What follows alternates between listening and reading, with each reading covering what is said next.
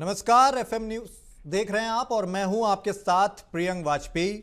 योगी आदित्यनाथ के नेतृत्व वाली भारतीय जनता पार्टी की उत्तर प्रदेश सरकार यूपी में कानून व्यवस्था, बेहतर स्वास्थ्य सेवाएं और सामाजिक एकता के दावों के साथ 2027 के चुनावों में दम भर रही है, उनकी तैयारी में जुटी हुई है। इस बीच हाल ही के दहेज कांड, सांप्रदायिक तनाव और बाढ़ संकट जैसे तमाम जो हालात हैं, उसको लेकर विपक्ष के तीखे हमले लगातार जारी हैं।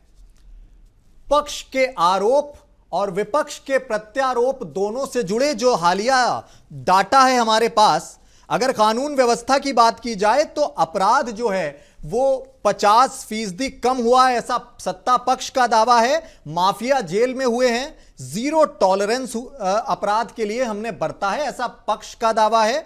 वहीं विपक्ष लगातार यह कह रहा है कि दहेज हत्याएं बढ़ी हैं, दलितों पर अत्याचार हुए हैं, इस तरह का विपक्ष का दावा है। वहीं सांप्रदायिक तनाव की अगर बात की जाए तो अवैध निर्माण हटाना विकास के लिए जरूरी है, यह सांप्रदायिक तनाव को लेकर सत्ता पक्ष का दावा है। वहीं विपक्ष जो है लगातार यह दावा कर रहा है कि ध्रुवीकरण के जरिए इस तरह की गतिविधियां अपनाकर दंगे भड़काने की साजिश रची गई है। वहीं अगर विकास के मुद्दे पर बात की जाए तो सत्ता पक्ष उसका दावा है कि बाढ़ राहत, ट्रेड शो, युवा रोजगार, इस तरह के तमाम योजनाएं जो हैं वो हमने उत्तर प्रदेश में लागू कर विकास की व्यवस्था को आगे बढ़ाया। वहीं विपक्ष का यह दावा है कि बुनियादी सुविधाएं नाकाम हैं और भ्रष्टाचार लगातार बढ़ता जा रहा है। इस तरह के सत्ता पक्ष और विपक्ष के दावे हमने आपको बताए। इन्हीं तमाम आरोप और प्रत्यारोप को लेकर आज हमने अपने साथ जोड़ा है तेज तर्रार प्रवक्ता हैं भारतीय जनता पार्टी के राकेश त्रिपाठी जी, आज हमारे साथ जुड़े हैं। बहुत स्वागत है राकेश जी आपका एफएम न्यूज पर। नमस्कार जी। राकेश जी, सबसे पहला जो अभी बहुत चर्चित वाकया है उस पर आपका वक्तव्य जानना चाहूंगा। पूजा पाल का निष्कासन हुआ, योगी जी से मुलाकात भी हुई, उनका यह वक्तव्य सामने आया जब कि मेरी जान को अखिलेश यादव से खतरा है, तो अखिलेश यादव ने भी पलटवार किया कि अब अगर बीजेपी ही मरवा देती है तो हमारे ऊपर नाम आ जाएगा और बीजेपी ही कहीं पूजा पाल के साथ साजिश कर देती है, ऐसा अखिलेश यादव कह रहे हैं। कैसे देखते हैं इस पूरे आरोप प्रत्यारोप को? देखिए, समाजवादी पार्टी का जिस तरह का ट्रैक रिकॉर्ड है ना, उस ट्रैक रिकॉर्ड को देख करके पूजा पाल की ये चिंताएं बहुत वाजिब दिखाई पड़ती है। क्योंकि समाजवादी पार्टी ने सत्ता में रहते हुए जिस तरह से माफियाओं को, अपराधियों को पाल पोस करके बड़ा किया है, आज योगी आदित्यनाथ सरकार ने उनको नेस्तनाबूद करने का काम किया है। और जो भी माफियाओं के खिलाफ बोलता है निश्चित तौर पर वो समाजवादी पार्टी के निशाने पर होता है। अतीक अहमद के बारे में जैसे ही अतीत के बारे में पूजा पाल ने विधानसभा में बयान दिया, वैसे ही इतना नागवार गुजरा कि अखिलेश जी ने उनको बाहर का रास्ता दिखा दिया। उनका पीडीए ये पूरी तरह से धोखा साबित हो गया, क्योंकि ये तय है कि जहां कहीं भी मामला मजहबी तुष्टीकरण का होगा, अपराधियों का होगा, 5 समाजवादी पार्टी के सारे सिद्धांत दरकिनार हो जाएंगे। और यह तो मामला अतीक अहमद का मजहबी तुष्टीकरण और अपराध का गठजोड़, इन दोनों को साथ मिलाकर के है। ऐसे में एक भी बात अखिलेश जी सुन नहीं सकते थे। पूजा पाल को बाहर का रास्ता दिखा दिया और अब पूजा पाल अखिलेश यादव जी की पार्टी के दुश्मन नंबर 1 दिखाई पड़ रही है। तो ऐसे में पूजा पाल को अपनी सुरक्षा के लिए चिंतित होना स्वाभाविक है। लेकिन हम आश्वस्त कर रहे हैं, अब उत्तर प्रदेश में योगी आदित्यनाथ जी की सरकार है, इसमें पूजा पाल को डरने की आवश्यकता नहीं है, उनको भय रखने की आवश्यकता नहीं है, क्योंकि योगी आदित्यनाथ जी ने ऐसे अतीत को अब अतीत बना दिया है। अब उत्तर प्रदेश में कोई माफिया नहीं पनप सकता है, हर माफिया को नेस्तनाबूद किया। राकेश भाई, उनका इशारा अखिलेश यादव का इस तरफ है कि आज आने वाले वक्त में ऐसा भी हो सकता है कि कहीं भारतीय जनता पार्टी कहीं हमला ना करवा दे खुद और नाम अखिलेश यादव पे आ जाए, ऐसा संकेत दिया उन्होंने। अखिलेश यादव की ये बात सुन करके तो वास्तविकता में चौंकना और भी स्वाभाविक है, चिंतित होना और भी स्वाभाविक है, क्योंकि ये तो एक तरह से खुलेआम धमकी जैसा है। भाई, कोई भी सत्ताधारी दल नहीं चाहेगा कि उसकी सत्ता रहते हुए किसी भी प्रकार की लॉ एंड ऑर्डर की सिचुएशन बने। विशेष करके भारतीय जनता पार्टी जो कानून व्यवस्था को अपना सबसे सकारात्मक मुद्दा मानती है, हथियार मानती है, जिसके आधार पर हमने 2022 में तीसरी बार मतलब एक रिकॉर्ड तोड़ करके उत्तर प्रदेश में मुख्यमंत्री योगी आदित्यनाथ जी दूसरी बार मुख्यमंत्री बने हैं। तो ये हम चाहते हैं कि तीसरी बार मुख्यमंत्री बने तो कोई ऐसा मुद्दा उत्तर प्रदेश में सरकार के खिलाफ बन जाए, ये संभव नहीं हो सकता है। इसलिए अखिलेश यादव की ये बातें कपोलकल्पित हैं, लेकिन उनकी सुरक्षा को लेकर के आशंकाएं इन बातों से और बलवती हो जाती है। ठीक है, और स्वागत सत्कार के साथ आप पूजा पाल का पूरी भारतीय जनता पार्टी स्वागत कर रही, क्या दायित्व मिल सकता है, कुछ स्पष्ट हुआ अभी तक पूजा पाल को? देखिए, भी पूजा पाल ने भारतीय जनता पार्टी ज्वाइन नहीं की है, जब लेकिन भारतीय जनता पार्टी के दरवाजे हर उस व्यक्ति के लिए खुले हैं। नहीं, भारतीय जनता पार्टी के दरवाजे हर उस व्यक्ति के लिए खुले हुए हैं जो उत्तर प्रदेश की बेहतरी के लिए काम करना चाहता है, जो उत्तर प्रदेश में पंडित दीनदयाल उपाध्याय के अंत्योदय के सिद्धांत के साथ चलना चाहता है, वो उत्तर प्रदेश में भारतीय जनता पार्टी के साथ चल सकता है। फिलहाल पूजा पाल अभी असंबद्ध विधायक है, समाजवादी पार्टी से बर्खास्त विधायक है। उन्होंने भारतीय जनता पार्टी में ज्वाइनिंग के लिए या इस तरह की कोई बातचीत अभी नहीं की है, मेरी जानकारी में तो कभी अभी तक नहीं है, कम से कम इस तरह की। लेकिन अगर वो बात करेंगे, आना चाहेंगे, तो निश्चित तौर पर उनका स्वागत होगा। हरी झंडी मिल गई है लगभग, योगी आदित्यनाथ से मुलाकात हो गई है और बहुत जल्द वो तस्वीर भी सामने आ जाएगी। लखनऊ से जुड़े जो पत्रकार हैं वो तो यहां तक बातें कर रहे हैं कि एक बड़ा जिम्मा भी उनको सौंपा जाएगा। नहीं, मुलाकात तो मुख्यमंत्री से विधायकों का करना बहुत स्वाभाविक है। विधायक मुलाकात करते रहते हैं और वो भी विधायक हैं और निश्चित तौर पर उनका अधिकार है मिलने का।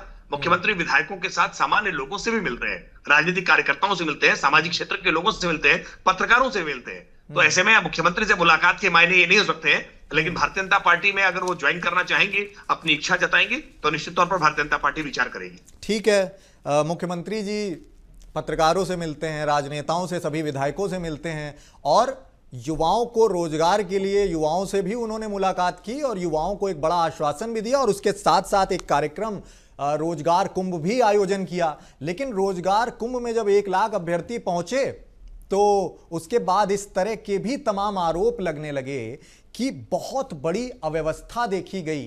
रोजगार जो है 1 लाख जो वहां अभ्यर्थी पहुंचे सभी को संतुष्टिजनक नहीं मिल पाया। सब वहां पर एक बड़ा विरोध भी व्याप्त हुआ, अलग अलग मीडिया हाउस में हेडलाइन छपी। इस पूरे आरोपों को लेकर आप क्या कहेंगे? विपक्ष भी बहुत आरोप लगातार लगा रहा है कि रोजगार कुंभ पूरी तरह से फ्लॉप। देखिए, भारतीय जनता पार्टी की योगी आदित्यनाथ सरकार आने के बाद से उत्तर प्रदेश में रोजगार की अपार संभावनाओं को खोला है।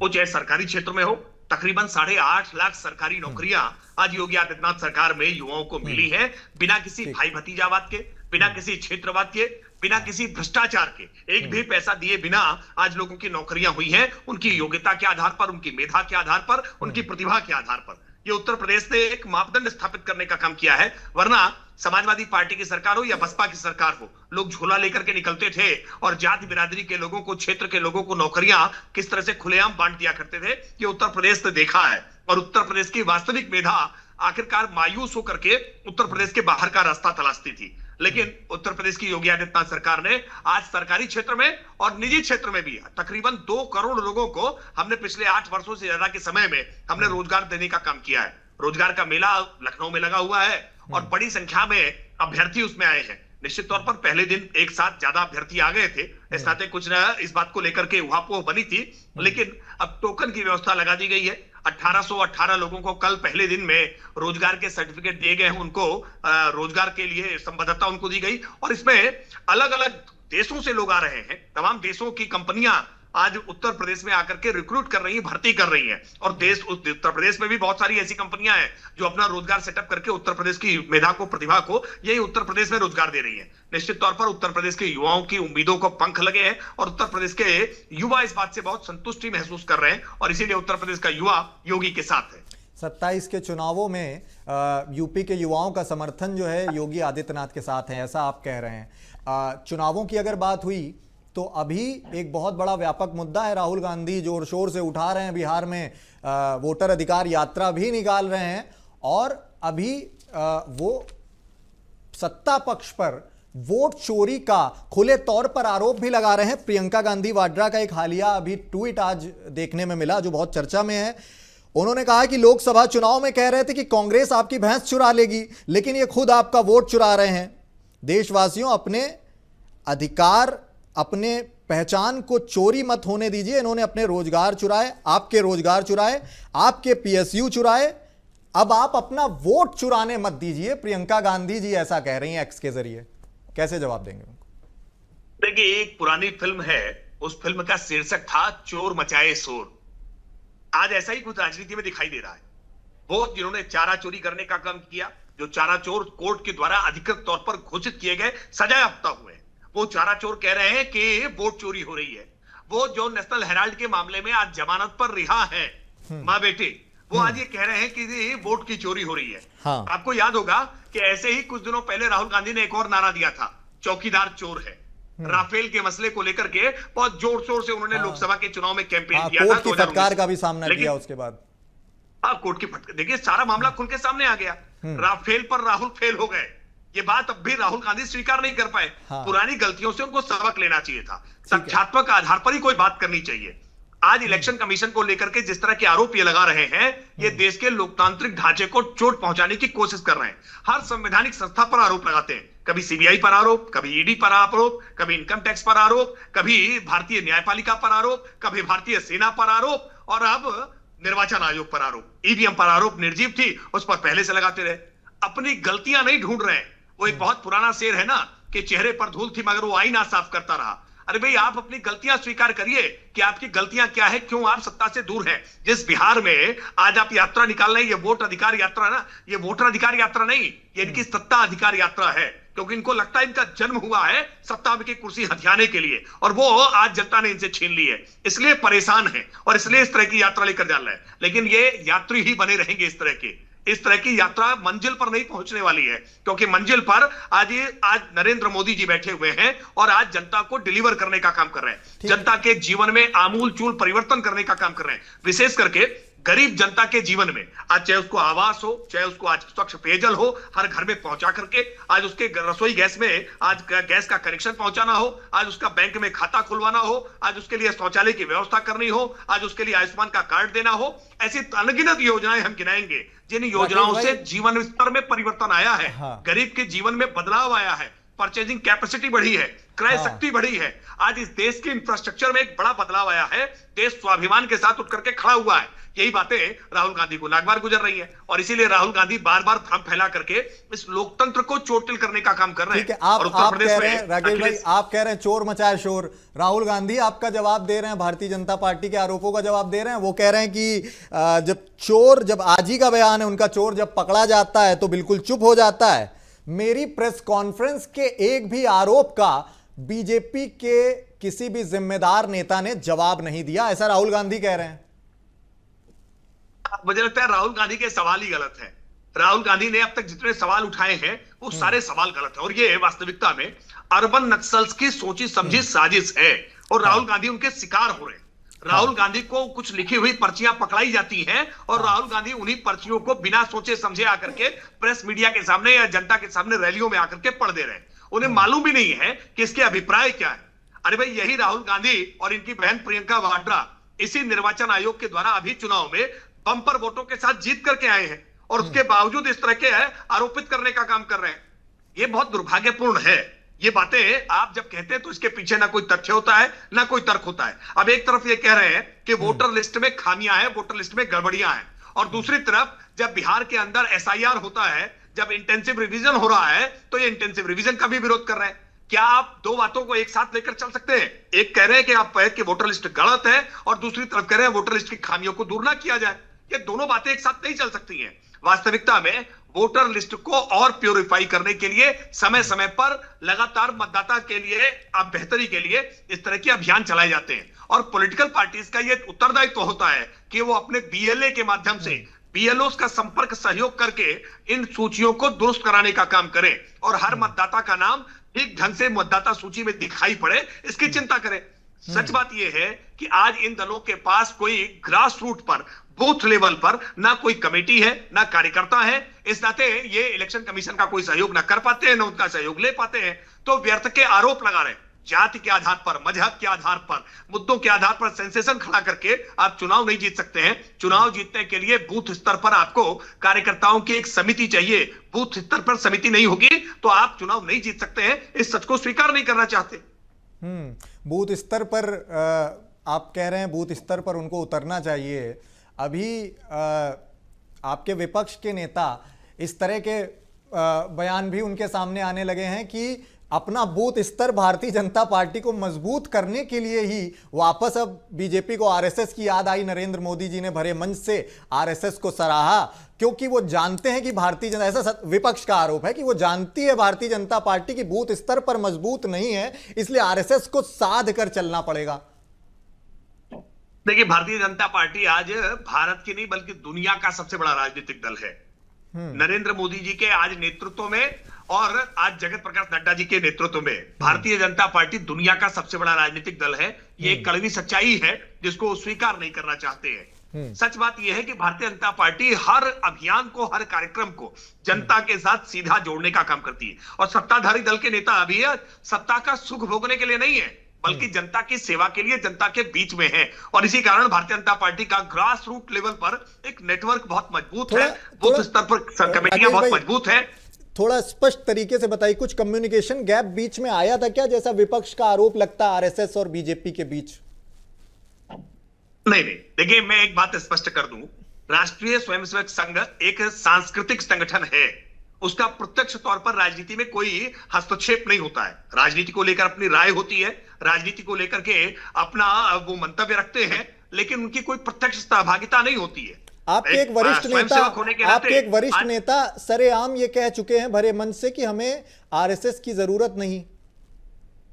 मुझे लगता है उनके बयान को गलत तरीके से इंटरप्रिटेट करने का, साजिश और षड्यंत्र रचने का काम कांग्रेसियों ने ठीक वैसे ही किया था जैसे संविधान में परिवर्तन को लेकर के एक झूठा नैरेटिव गढ़ा गया। ऐसे ही संघ को लेकर के भी मतभेद उत्पन्न करने का प्रयास किया गया। सच बात यह है कि संघ अपने आनुषंगिक संगठनों के भी दैनंदिन कामों में हस्तक्षेप नहीं करता है। भारतीय जनता पार्टी तो संवैचारिक राजनीतिक संगठन है, उसके अपने निर्णय भारतीय जनता पार्टी स्वयं लेती है। हाँ, संवैचारिक संगठन होने के नाते और राष्ट्रवादिता के क्षेत्र में एक प्रतिनिधि संगठन होने के नाते संघ के साथ परामर्श करते हैं। संघ के संगठन मंत्री भारतीय जनता पार्टी में संघ अपने स्वयंसेवक के रूप में भेजता है और भारतीय जनता पार्टी उनके सहयोग के साथ काम करती है। तो इसमें किसी प्रकार की मतभिन्नता होने का तो कोई सवाल ही नहीं उठता है। भारतीय जनता पार्टी संघ के साथ समय समय पर परामर्श करती है, समन्वय बैठकों में जाती है और उनके साथ परामर्श करती है। अब जिनको संघ की वर्किंग के बारे में जानकारी नहीं, जिनको भाजपा की वर्किंग के बारे में जानकारी नहीं, वही जानबूझ करके इस प्रकार के विवाद उत्पन्न करने की कोशिश करते हैं। संघ को और भाजपा में किसी प्रकार की वैचारिक प्रतिबद्धता को लेकर के कोई क्लेश नहीं है, कोई मतभेद नहीं है। ठीक है राकेश भाई, क्योंकि सवाल तमाम है, वक्त कम, एक संक्षिप्त में यह भी बताइए, क्या बिहार की जो मौजूदा सियासी परिस्थिति, क्या व्यक्तिगत आकलन है, आपका सियासी आकलन है, कितनी सीटें भारतीय जनता पार्टी इस बार फतेह कर रही है बिहार में? नहीं, भारतीय जनता पार्टी मौजूदा सीटों से ज्यादा लेकर के आएगी। भारतीय जनता पार्टी फिर से एक बार नीतीश कुमार के नेतृत्व में फिर से वहां पे सरकार बनाएगी।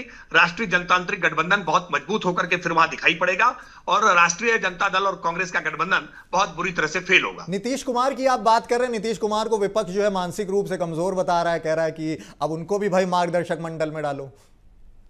ये दुर्भाग्यपूर्ण है कि वास्तविकता में आज जो वास्तविक मानसिक तौर पर कमजोर हैं, जो 10वीं पास नहीं कर सके, जिन पर भ्रष्टाचार के सीधे गंभीर आरोप से सजायाफ्ता हो चुके हैं, जो उनकी पार्टी के अध्यक्ष बने हुए हैं, ये लोकतंत्र का मजाक नहीं तो और क्या है। जो स्वयं चुनाव नहीं लड़ सकता है, वो लोगों को टिकट के सिंबल पर हस्ताक्षर करेगा, वो लोगों को टिकट देने का काम करेगा। और ऐसे लोग जब आरोप लगाते हैं नीतीश कुमार पर, तो मुझे लगता है बहुत दुर्भाग्यपूर्ण है। तस्वीरें आती हैं राकेश भाई, कुछ तस्वीरें आती हैं जिसमें खोए खोए से लगते हैं नीतीश कुमार जी, और उन पर उम्र का असर दिखता है। मानते हैं आप ऐसा कुछ कि उम्र का थोड़ा? नहीं, मैं बिल्कुल नहीं मानता।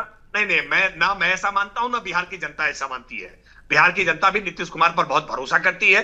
और जो हम नायक नीतीश कुमार ने नारा दिया था ना कि बिहार में बहार है, नीतीश कुमार है, तो नीतीश कुमार के साथ बिहार की जनता का एक बहुत अच्छा कनेक्ट है। इसलिए ये सारी बातें व्यर्थ की हैं, विपक्ष के द्वारा जानबूझ करके प्रोपेगेंडा फैलाने का प्रयास है। ठीक है, वापस उत्तर प्रदेश में आते हैं। आप उत्तर प्रदेश की सियासत को लंबे वक्त से बहुत मजबूती से, बारीकी से देख रहे हैं। अभी संजय निषाद जी आपके सहयोगी हैं, उन्होंने कह दिया कि भाई आप गठबंधन तोड़ दीजिए अगर नहीं हो पा रहा है काम, और उन्होंने संकेत दे दिया कि अब उत्तर प्रदेश में एनडीए संगठन में कुछ ठीक नहीं चल रहा है, दो फाड़ है संगठन, है ऐसा? नहीं, संजय निषाद जी के तो बयान में आज भी देख रहा था। संजय निषाद जी पूरी तरह से इंटैक्ट हैं। संजय निषाद जी राष्ट्रीय जनतांत्रिक गठबंधन के एक मजबूत स्तंभ है।